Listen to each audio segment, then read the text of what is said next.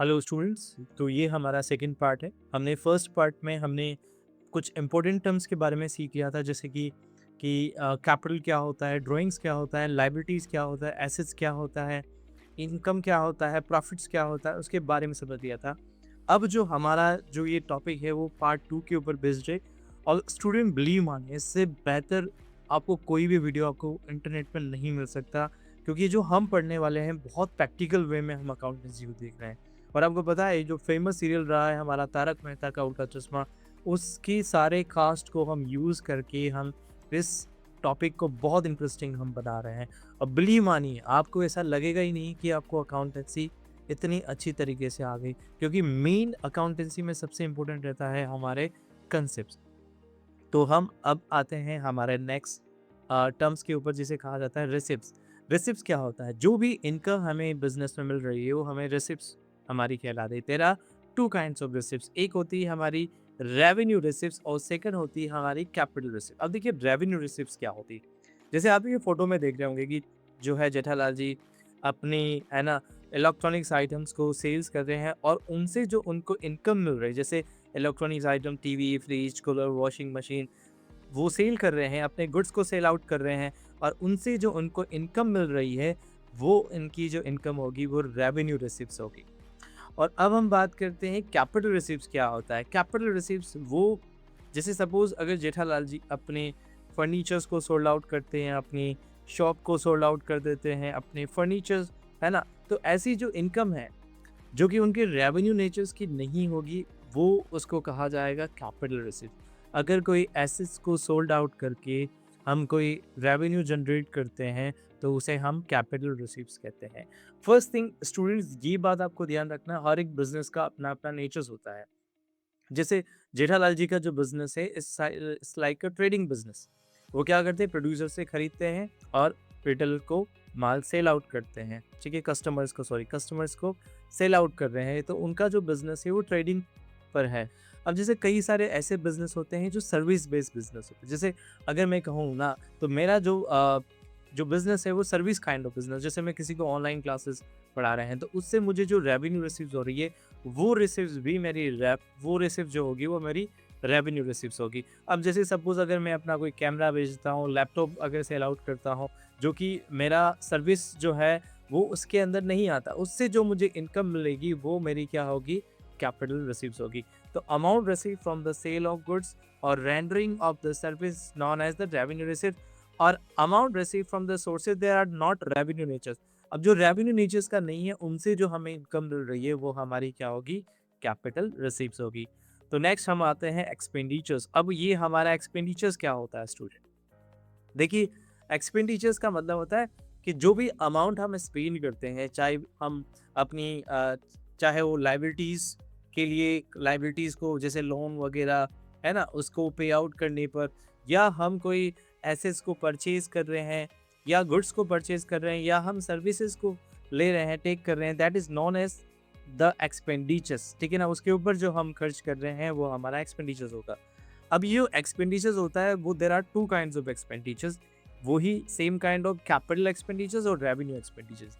Suppose Jethalal ji जो है वो अपने बिजनेस को सेटअप करने में शोरूम को बाय कर रहे हैं, या वो फर्नीचर्स को खरीद रहे हैं, उसको पे आउट करने के लिए उनके बदले में जो वो अमाउंट पे कर रहे हैं वो उनका कैपिटल एक्सपेंडिचर्स होगा, है ना। कि it is expenditure incurred of purchase of fix assets और improving the assets, existing assets which will increase the earning capacity of the business. अब हमारी जो एसेट्स होती है वो क्या करती है, बिजनेस की अर्निंग कैपेसिटी को इंक्रीज करती है, और उसके ऊपर जो भी खर्च हम कर रहे हैं that is known as the capital expenditures. अब रेवेन्यू एक्सपेंडिचर्स क्या होता है? जैसे सपोज कि जेठालाल जी, है ना, नट्टू काका और बागा को सैलरी पे कर रहे हैं, है ना, तो that is known as the revenue expenditures. अब रेवेन्यू एक्सपेंडिचर्स जो है उसकी डेफिनेशन ये है कि revenue expenditure is the expenditure incurred the benefit of which is consume और exhausted within the accounting period. जिन सर्विसेज को जेठालाल जी ने इनकर्ड किया है ना, जिनको अवेल किया है, उनके बदले जब वो कोई पेमेंट कर रहे हैं उसको हम क्या बोलते हैं, रेवेन्यू एक्सपेंडिचर्स कहते हैं। जैसे हमने कोई गुड्स खरीदा, ठीक है ना, उसके बदले भी अगर हमने कोई अमाउंट पे किया है तो that is known as our revenue expenditures. अब जैसे हमने एक्सपेंडिचर्स को समझ लिया, अब हम बात करेंगे एक्सपेंसेस क्या होते हैं। अब जो एक्सपेंसेस भी होते हैं ना, there are two kinds of expenses, इसको थोड़ा सा ध्यान से समझना कि एक एक्सपेंसेस होता है हमारा प्रीपेड एक्सपेंसेस और दूसरा हमारा होता है आउटस्टैंडिंग एक्सपेंसेस। अब यहाँ पर जो इनके बीच में जो डिफरेंशिएट्स हैं वो किस तरीके से हम समझेंगे। सर, प्रीपेड एक्सपेंसेस का मतलब ये होता है कि कोई भी एक्सपेंसेस हमने एडवांस में पे कर दिया। और स्टूडेंट्स, आपको यहाँ पर हमारा जो फाइनेंशियल ईयर है ये समझना आपको बहुत ज़रूरी है, क्योंकि जो हमारा जो फाइनेंशियल ईयर होता है ना, वो कब स्टार्ट होता है? 1 अप्रैल से स्टार्ट होता है। और ये एंड कब होता है स्टूडेंट? ये हमारा जो एंड होता है वो 30 मार्च को हमारा एंड होता है। जैसे सपोज हम ये फोटो देख सकते हैं, जैसे सपोज जेठालाल जी ने क्या किया कि उन्होंने क्या किया कि एक इंश्योरेंस लिया, ठीक है। अब जो इंश्योरेंस लिया वो 1 अक्टूबर 2024 को इंश्योरेंस लिया। अब जिस समय इंश्योरेंस लिया ना, उस समय उन्होंने 50,000 रुपीज़ पे किया। कितना? 50,000 रुपये का प्रीमियम पे किया। अब आप सबको पता है, क्योंकि हमारा जो फाइनेंशियल ईयर है वो 1 अप्रैल से स्टार्ट होता है और 31 मार्च को जाकर एंड होता है। लेकिन आपको पता है ना, जेठालाल जी ने जो ये इंश्योरेंस लिया है वो कब लिया? 1 अक्टूबर। अब आपको पता है 1 अक्टूबर से 31 मार्च, ठीक है, कितना टाइम जो है वो उन्होंने सर्विस कितने टाइम्स के लिए उन्होंने इंश्योरेंस जो पे करना होगा उनको? अक्टूबर, नवंबर, दिसंबर, जनवरी, फरवरी, मार्च, 6 मंथ, है ना। उनका उस पर्टिकुलर फाइनेंशियल ईयर जो है उसका 6 मंथ है, लेकिन उन्होंने पे कितना कर दिया? 50,000 रुपीज़ पे कर दिया, पूरे ईयर का पे किया। इसका मतलब जो 6 मंथ होगा, यानी कि 50,000 को अगर हाफ हाफ हाफ करें तो 25,000 एक्चुअल एक्सपेंसेस होगा, और जो 25,000 जो उन्होंने दिया है सेकंड हाफ में, वो नेक्स्ट ईयर से रिलेटेड, और जो नेक्स्ट ईयर से रिलेटेड है, लेकिन आपने उस एक्सपेंसेस को इसी ईयर पे कर दिया है, that is known as our prepaid expenses.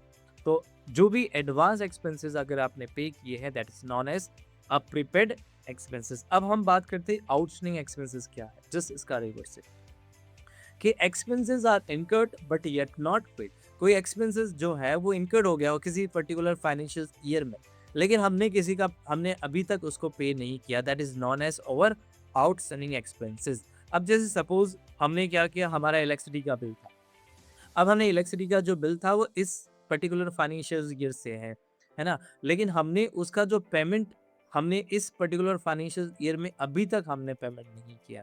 चाहे अगर हम नेक्स्ट फाइनेंशियल ईयर में भी पे करते हैं ना, तो हमें इस फाइनेंशियल ईयर में उसको आउटस्टैंडिंग एक्सपेंसेस लिखना होगा।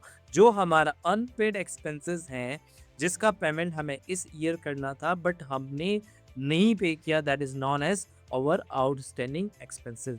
यानी कि अगर सिंपल सी डेफिनेशन में कहा जाए तो expenses are incurred but yet not paid. जो एक्सपेंसेस इनकर्ड हो चुका लेकिन हमने अभी तक पेमेंट नहीं किया, that is known as outstanding expenses.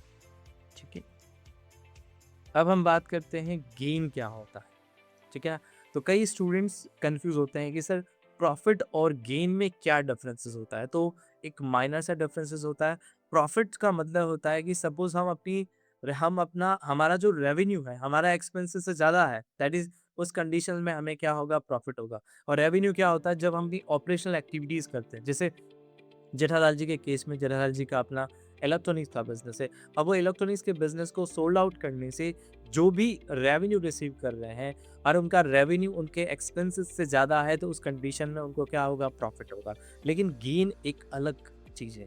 अब गेन सपोज हमने ओल्ड फर्नीचर्स है, ठीक है ना। अगर हमारा ओल्ड फर्नीचर था 10,000 रुपीज़ का, अब मान लेते कि जेठालाल जी इस ओल्ड फर्नीचर्स को सेल आउट कितने में कर रहे हैं? 14,000 रुपीज़ में इसको सेल आउट कर रहे हैं। अब इस ट्रांजेक्शन्स को जेठालाल जी को जो होगा वो 4,000 का गेन होगा। क्या मैं अभी आपसे क्वेश्चन पूछता हूँ, क्या जेठालाल जी ने अपना कोई गुड सोल्ड किया? नहीं किया। जेठालाल जी ने क्या किया? अपनी एसेट्स को सोल्ड आउट किया। और एसेट्स को जब सोल्ड आउट करते हैं, उससे अगर हमें कोई हमारा जो हमें प्रॉफिट होता है, उसको हम क्या बोलते हैं? उसको हम बोलते हैं गेन। ठीक है ना। तो उसकी डेफिनेशंस भी हम समझ लेते हैं। Gain is profit earn from the transaction not being a business transaction. जो बिजनेस ट्रांजेक्शन नहीं होगा उससे अगर हमें कोई बेनिफिट हो रहा है, that is known as gain. जैसे तो गेन मतलब ऐसी एक्स्ट्रा इनकम या फ़ायदा जो रेगुलर बिजनेस एक्टिविटीज से डायरेक्टली रिलेट ना करे, उसे हम क्या बोलते हैं, उसे हम गेन कहते हैं स्टूडेंट्स, ठीक है। अब हम बात करते हैं लॉस के ऊपर। क्या है लॉस? जब हमारा टोटल एक्सपेंसेस हमारे टोटल रेवेन्यू से ज़्यादा हो, उसे हम क्या बोलते हैं, उसे हम लॉस बोलते हैं। जैसे सपोज कई बार क्या होता है, बिजनेस में ऐसी कोई अनसर्टेन सिचुएशंस क्रिएट हो जाती है, जैसे माल, जैसे हमारा कोई गुड्स पड़ा था उसमें आग लग गई। अब ये क्या होगा, इसे हम कहेंगे लॉस कहेंगे, ठीक है ना। तो इसे कहा जाता है लूज बाय फायर। हम अपनी दुकान को शट करके गए थे रात को, और चोरों ने आकर माल चुरा लिया या कैश है ना थेफ्ट कर लिया, तो इस लॉस को क्या कहेंगे, लॉस बाय थेफ्ट। अब सपोज यहाँ पर आपको बहुत सारे एग्जांपल भी देखने को मिल रहे हैं कि जैसे है ना कैश लॉस बाय थेफ्ट, है ना, कोई चोरों ने है ना goods stolen from the shops, या स्टॉक डैमेज हो गया फायर से। तो इस कंडीशन में जो भी होगा वो उसे हम क्या कहेंगे, उसको हम लॉस कहेंगे, ठीक है। तो ओल्ड फर्नीचर था सपोज 10,000 का, और उसको सेल कर दिया हमने 7,000 में। इस कंडीशन में भी क्या होगा, हमें 3,000 का लॉस होगा। बहुत सिंपल सी टर्म्स है, ठीक है। आई थिंक आपको समझ में आ गया होगा। अब हम बात समझते हैं कि कॉस्ट क्या होता है। देखिए बहुत सिंपल सी, आपने कई लोगों को सुना होगा कि जो एक्चुअल कॉस्ट है इस है ना इस गुड्स का, वो मेरे लिए ये है। यानी कि जो मैंने इस गुड्स को खरीदते समय जो पे किया है actual amount, that is known as a cost, है ना। अब ये कॉस्ट कहाँ पर लिखी होती है, जब हम कोई गुड्स को खरीदते हैं ना, उसमें हमारे पास बिल बन के आता है। उस बिलिंग में उस आइटम्स का जो भी होता है, सपोज हमने 100 रुपीज़ में बाय किया, तो हम क्या करते हैं, कोस्ट के अंदर हम अपना मार्जिन इंक्लूड करते हैं, ठीक है। जैसे हम 20% मार्जिन इंक्लूड कर रहे हैं 10,000 के ऊपर, तो 2,000 रुपीज़ मार्जिन इंक्लूड करके हम जब सेल प्राइस होगा, वो हम क्या बेचेंगे, उसको 12,000 रुपीज़ में बेचेंगे। लेकिन अगर आपसे पूछे कि कोस्ट क्या है, एक्चुअल प्राइस क्या, तो एक्चुअल प्राइस जो होगा वो 10,000 रुपीज़ होगा, उसी को हम कोस्ट बोलते हैं। तो इसका डेफिनेशन अगर हम देखें, it is the amount of expenditures incurred on by attributable to the specified article, product और एक्टिविटी, जिसके लिए हमने कोई एक्चुअल पे किया है, वो हमारे लिए क्या होगा, वो कॉस्ट होगा। जैसे सपोज हमने कोई ऑफिस चेयर खरीदी, जिसके लिए हमने पेमेंट किया 12,000 रुपीज़ का, ठीक है। तो आपको इसको बुक्स ऑफ अकाउंट में भी आपको जो लिखना होगा उस 12,000 रुपीज़ से लिखना होगा, क्योंकि हमारी अकाउंटेंसी के अंदर कॉस्ट कंसिस्ट होता है। हम हर एसेट्स को हमेशा उसकी कॉस्ट प्राइस पे ही हम उसको राइट डाउन करते हैं, ठीक है। अब हम बात करते हैं डिस्काउंट, जो कि सबसे इम्पोर्टेंट कंसेप्ट है, और ये जो कंसेप्ट है हमारे प्रैक्टिकल में भी काम में आएगा। जैसे सपोज हम डिस्काउंट क्यों ऑफर करते हैं, suppose if I am a seller, है ना, तो आपने देखा होगा जेठालाल जी भी क्या करते हैं, अपने कुछ स्पेशल्स, जैसे हमारे यहाँ पर कुछ स्पेशल इवेंट्स होते हैं, स्पेशल फेस्टिवल्स होते हैं, जैसे दिवाली हो गया, होली हो गया, तो हम अपने कस्टमर को अट्रैक्ट करने के लिए उनको कुछ परसेंटेज जो है वो ऑफर करते हैं कि अगर आप इस टाइम पे गुड्स खरीदते हैं, तो हम आपको 10% की हम आपको जो है डिस्काउंट ऑफर करेंगे। अब ये डिस्काउंट भी होता है ना, there are two kind of discount. एक होता है हमारा ट्रेड डिस्काउंट, और सेकंड होता है हमारा कैश डिस्काउंट। अब ये होता क्या है ट्रेड डिस्काउंट और कैश डिस्काउंट? देखिए कभी भी अगर मैं कहूँ ना, जैसे सपोज ट्रेड डिस्काउंट क्या होता है, ट्रेड डिस्काउंट, हम जैसे सपोज हम जेठालाल जी एक सेलर है, ठीक है ना। अब सपोज एक टीवी है 10,000 रुपीज़ का। अब जेठालाल जी क्या कर रहे हैं, दिवाली के टाइम पर 10% का डिस्काउंट ऑफर कर रहे हैं क्लाइंट को, कि अगर आप 10,000 की टीवी बाय करते हैं, तो हम 1,000 का डिस्काउंट आप ऑफर कर रहे हैं, और जो आपको जो एक्चुअल वैल्यू पे करनी है वो 9,000 रुपीज़ पे करनी है। अब ट्रेड डिस्काउंट अगर हम ऑफर कर रहे हैं, तो हमेशा हम अपने सेल्स में से ट्रेड डिस्काउंट को माइनस करते हैं। जैसे अभी मैंने आपको बताया एग्जाम्पल, कि सपोज हमने 10,000 रुपीज़ का जो है वो सेल किया, और जिसमें हम 1,000 रुपीज़ का डिस्काउंट दे रहे हैं, और जो हमारी जो नेट वैल्यू जो होगी वो 9,000 होगी। कभी भी ट्रेड डिस्काउंट में इस 1,000 की कभी भी आपको अकाउंटिंग नहीं करनी। ट्रेड डिस्काउंट में हम हमेशा नेट वैल्यू का ध्यान रखें, ठीक है ना। कभी भी हमें इसके डिस्काउंट को कभी भी हमें अकाउंटिंग नहीं करनी। अब हम बात करते हैं कि कैश डिस्काउंट क्या होता है। देखिए कैश डिस्काउंट का कंसेप्ट बिल्कुल अलग है। जैसे सपोज हमने किसी कस्टमर्स को हमने कोई गुड सोल्ड किया, और अब हमें लगता है कि जो कस्टमर्स हैं हमें जो पेमेंट है वो टाइम पे नहीं देंगे, तो हम कस्टमर्स को क्या करते हैं, एक तरीके का डिस्काउंट ऑफर करते हैं। सपोज अगर आप हमें इस ये जो अमाउंट है इसका पेमेंट अगर आप हमें जल्दी कर देते हैं तो इस कंडीशन में हम आपको एक स्पेशल डिस्काउंट देंगे, उसको हम बोलेंगे कैश डिस्काउंट। और हमेशा ये याद रखिए कि कैश डिस्काउंट की हमेशा आपको रिकॉर्ड करना है और इसको एक्चुअल में एक तरीके से लॉस माना जाता है। तो cash discount is a reduction amount payable और receivable due to the timely payment. It is recorded in the books of amount. इसको हमेशा बुक्स ऑफ अकाउंट में रिकॉर्ड किया जाएगा। सपोज हम किसी क्लाइंट से 10,000 रुपीज़ जो है वो हम उससे मांगते थे, ठीक है।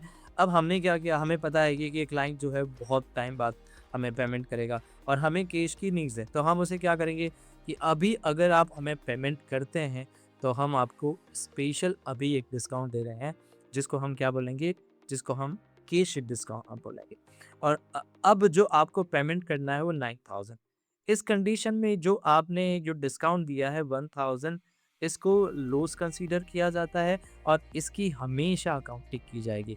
इस 1,000 रुपीज़ के डिस्काउंट की हमेशा अकाउंट की जाती है। तो आप समझ गए होंगे कि ट्रेड डिस्काउंट में कभी भी आपको अकाउंटिंग नहीं करनी है जो आपने डिस्काउंट ऑफ़र किया है, लेकिन जो कैश डिस्काउंट है उसमें हमेशा आपको उसकी 1,000 की या जो भी है एग्ज़ाम्पल में दे रखा होगा, उसको आपको रिकॉर्ड करना होगा books of account. Okay, now we are coming on the paid tips concepts. देखिए पेड टिप्स टर्म्स क्या है। सपोज़ हमने कोई गुड्स सोल्ड किया, जैसे मैं एग्ज़ाम्पल्स के लिए बताता हूँ कि जैसे जेठालाल जी ने जो एक टीवी है वो अ, मिस्टर भिड़े को सोल्ड करी, है ना? मिस्टर भिड़े तो पेमेंट कर देते हैं। मान लेते हैं कि वो टीवी जो है वो पोपट लाल को सेल करी। अब मान लेते हैं कि पोपट लाल ने उसका पेमेंट करने से मना कर दिया। अब आप क्या कर सकते हैं? ठीक है? अब पोपट लाल के खिलाफ आप पुलिस में एफआईआर करने से रहे, तो आप उसको क्या मान लेंगे? उसको ये मान लेंगे कि वो आपको पेड टिप्स हो गया। ये बिल्कुल बिज़नेस में नॉर्मल होता है। सपोज़ हमने किसी को क्रेडिट पे सेल किया, जैसे कि ये फ़ोटो में भी आप देख रहे होंगे कि यहाँ पर एक क्रेडिट सेल्स हुई है, ठीक है? 20,000 रुपीज़ की। अब जब पेमेंट करने का टाइम आया तो है ना, सामने वाले पेमेंट करने से मना कर दिया कि कोई पेमेंट नहीं है, आई एम अनेबल टू पे, ठीक है, मैं आपको पेमेंट नहीं कर सकता हूँ। इस केस में जो सिचुएशंस क्रिएट हो गई वो हो गई बैड डेब्ट्स कंडीशंस। अब डेफिनेशंस क्या है बैड डेब्ट्स की, कि bad debts is the amount own to the business that is return off because is becoming irrecoverable. अब वो अमाउंट आपके लिए इरिकवरेबल हो गया, that is known as a bad debts. ठीक है, जब आपने किसी को क्रेडिट सेल किया and someone or creditors are unable to pay their liability is known as bad debts. अब हम बात करते हैं डेप्रिसिएशन, जो बहुत इंपॉर्टेंट कॉन्सेप्ट है। अब डेप्रिसिएशन क्या होता है, आप सबको पता है कि जब हम कोई किसी एसेट्स को खरीदते हैं, है ना, अ सर्टेन पीरियड लेटर हम उस एसेट्स को वापस मार्केट में सेल सोल्ड आउट करने के लिए जाते हैं, क्या हमें वो पैसा मिलता है? नहीं मिलता है। हाँ, गोल्ड सिल्वर ये बात अलग है कि अगर आप उनको सेल आउट करने के लिए जा रहे हैं तो मार्केट प्राइस आपको मिलेगा। बट सपोज अगर आपने कोई कार खरीदी, है ना, 1 ईयर बिफोर या 1 मंथ बिफोर, अब उसको सेम, अब आपको 1 मंथ लेटर आप उस कार को सोल्ड आउट करने के लिए जा रहे हो। सपोज़ आपने 15 लाख रुपीज़ में कार बाय करी, क्या आपकी कार वही 15 लाख रुपीज़ में सेल आउट हो सकती है? कभी नहीं। जैसे यहाँ पर एग्ज़ाम्पल की बात करते हैं कि आपने एक एसेस बाय करी 50,000 रुपीज़ आपने पे किया। अब आफ्टर 3 इयर्स लेटर उस एसेस का जो वैल्यू रह चुका है वो कितना 15,000 रुपीज़ हुआ है। अब इसका मतलब है 35,000 रुपीज़ जो है ना, प्राइस डेप्रिशिएबल्स हुआ है। ठीक है, 50,000 की चीज़ अब 15,000 में ही सेल आउट हो रही है। इसका मतलब यहाँ पर जो डेप्रिशिएशन हुआ है 35,000 हुआ है। There are lots of reasons for depreciation, कि भाई टाइम्स के स्पेन हो जाने से या टेक्निक्स में कोई चेंजेस हो जाने से या वियर एंड टियर की वजह से भी क्या होता है, किसी एसेट्स की जो प्राइस है वो नीचे चले जाते हैं। That is known as a depreciation. तो depreciation is decrease in the book value of fixed asset due to the its use of flux times of obsolescence. कई बार टेक्नोलॉजी की वजह से जो मशीनरी है या है ना ऑब्सोलेंट हो जाती है। जैसे सपोज अगर हम बात करें कि अभी हमारे जो मोबाइल है वो 5G टेक्नोलॉजी पर वर्क कर रहे हैं, लेकिन इससे बिफोर था 4G टेक्नोलॉजी। आपको पता है आज मार्केट में 4G टेक्नोलॉजी पूरी तरीके से हट चुकी है। इसका मतलब वो क्या होगा, वो टेक्नोलॉजी ऑब्सोलेंट हो चुकी है। जो मोबाइल उस समय एप्पल के मोबाइल जो 4G टेक्नोलॉजी पर 50,000 रुपीज़ में थे, आज उनको 15,000 रुपीज़ में भी कोई खरीदने वाला बायर नहीं है। क्योंकि टेक्नोलॉजी चेंज हो गई है, तो टेक्नोलॉजी की वजह से भी क्या है, कई बार क्या ऑब्सोलेट हो जाती है। तो स्टूडेंट्स आई होप कि आपको ये जो हमारा जो चैप्टर्स था वो आपको अच्छे से समझ में आया होगा। अगर स्टूडेंट्स अगर आपके कोई डाउट्स है आप कमेंट बॉक्स में लिख के बता सकते हैं। और अब जो हमारा नेक्स्ट चैप्टर होगा वो प्रैक्टिकल चैप्टर होगा, और उस चैप्टर को समझने के लिए सबसे पहले आपको अकाउंटिंग टर्म्स का जानना बहुत ज़रूरी है। हाँ स्टूडेंट्स, मैंने अभी आपको एक चीज़ जो है वो अभी तक नहीं करवाई है। मैंने अभी तक आपको अकाउंटेंसी की डेफिनेशंस, अकाउंटेंसी के नेचर, सिग्निफिकेंस, अकाउंटेंसी क्या होती है, बुक कीपिंग क्या होती है ना? उनके बारे में मुझे बताना है। तो अब जो है, जो नेक्स्ट चैप्टर जो हमारा रहने वाला है, वो प्रैक्टिकल रहेगा, अकाउंटिंग इक्वेशन। तो उसी चैप्टर के साथ-साथ में मैं आपको अकाउंटिंग की डेफिनेशंस, अकाउंटिंग की नेचर, सिग्निफिकेंस और जो भी है, वो मैं आपको उस चैप्टर में बहुत अच्छी तरीके से बताऊँगा। और जो हमारा नेक्स्ट चैप्टर होगा, क्योंकि मैंने आपको बताया कि जो हम अकाउंटेंसी पढ़ेंगे, उसका हमारा जो मेन कांसेप्ट है कि वो आपको बहुत अच्छी तरीके से समझ में आना चाहिए। और यहाँ पर जो हम हेल्प ले रहे हैं, आपको पता है हमारा जो जो सीरियल है तारक मेहता का उल्टा चश्मा, उसकी कास्ट को यूज़ करते हम पूरी 11th अकाउंटेंसी को बहुत ईज़ी बना देंगे, बिलीव मी स्टूडेंट्स। ठीक है ना? आई होप कि स्टूडेंट्स आपको ये वीडियो समझ में आया होगा। तो प्लीज़ अगर आपको समझ में आया तो उसे लाइक, शेयर और सब्सक्राइब ज़रूर करें अपने फ्रेंड्स के साथ में। Thank you student.